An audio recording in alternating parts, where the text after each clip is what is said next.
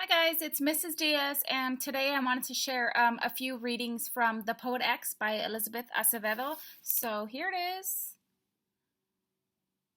I really feel like a YouTuber right now. But you can see it is the book we were supposed to read after Jason Reynolds' Long Way Down. And so I'm going to go ahead and open up. Those are my notes. But I kind of wanted to show you guys what it looks like because it's very similar to Long Way Down in the way that it's written. So, sorry, I know this is sloppy, but obviously I'm not used to recording myself. Okay, so here you go. Part 1. In the beginning was the Word. And so for those of you who go to church right away, you can kind of figure out that, oh, that has some kind of a biblical allusion, right? Remember that an allusion is when you're referring to something else without explicitly saying that you're referring to something else. It's kind of like an inside joke. So again, that's part 1. And then you can see the style that it's written in. Each page has a different poem, very similar to Jason Reynolds' Long Way Down. So I'm going to start us off by reading a page. And this first one says, Friday, August 24th, stoop sitting. The summer is made for stoop sitting. And since it's the last week before school starts, Harlem is opening its eyes to September. I scope out this block I've always called home. Watch the old church ladies, chancletas flapping against the pavement, their mouths letting loose a train of island Spanish as they spread he said, she said. Peep Papote from down the block as he opens the fire hydrant so the little kids have a sprinkler to run through. Listen to honking cabs with bachata blaring from their open windows, compete with basketballs echoing from the little park.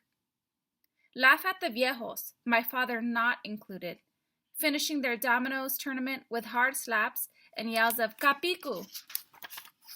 Shake my head as even the drug dealers posted up near the building smile more in the summer, their hard scowls softening into glue-eyed stares in the direction of the girls in summer dresses and short shorts. Ayo, Xiomara, you need to start wearing dresses like that. Shit, you'd be wiped up before going back to school. Especially knowing you church girls are all freaks. But I ignore their taunts, enjoy this last bit of freedom, and wait for the long shadows to tell me when mommy is almost home from work, when it's time to sneak upstairs. So you can see there's the second page of it. That was one poem.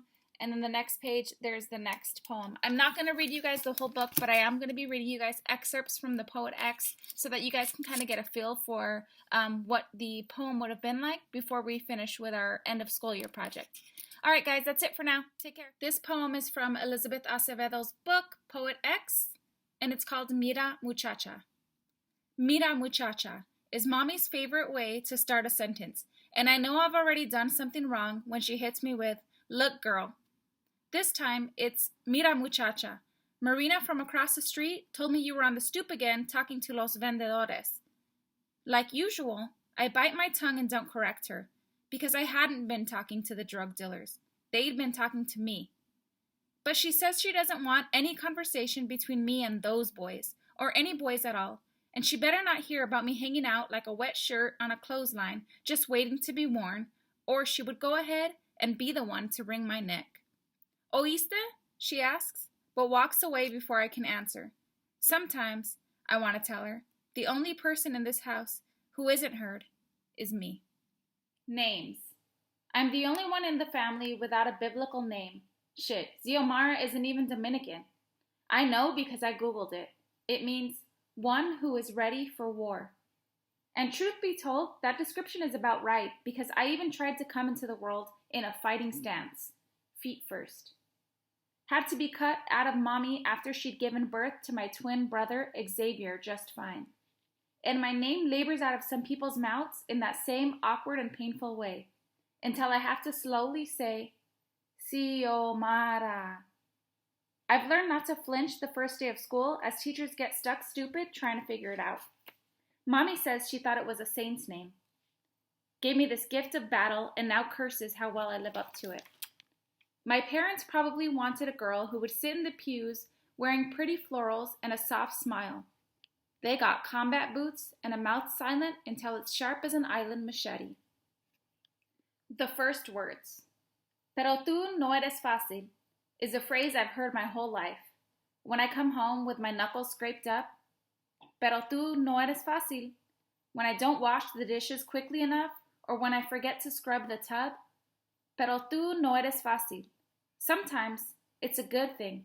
When I do well on an exam, or the rare time I get an award, pero tú no eres fácil. When my mother's pregnancy was difficult, and it was all because of me, because I was turned around and they thought I would die, or worse, that I would kill her.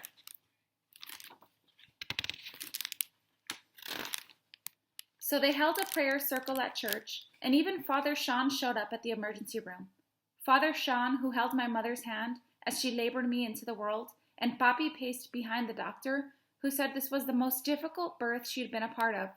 But instead of dying, I came out wailing, waving my tiny fists, and the first thing Papi said, the first words I ever heard, pero tú no eres fácil. You sure ain't an easy one.